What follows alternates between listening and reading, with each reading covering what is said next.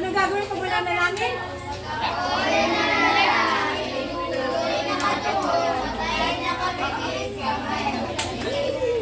Okay, very good. So, sige, mag-pray na tayo. And you agree with my prayer. Pag mag-agree sa prayer, ano sinasabi? Amen. Ano ba? I agree. Amen. Tayo po'y nakatungkay sa mga kabataan ito, sa mga bata ito.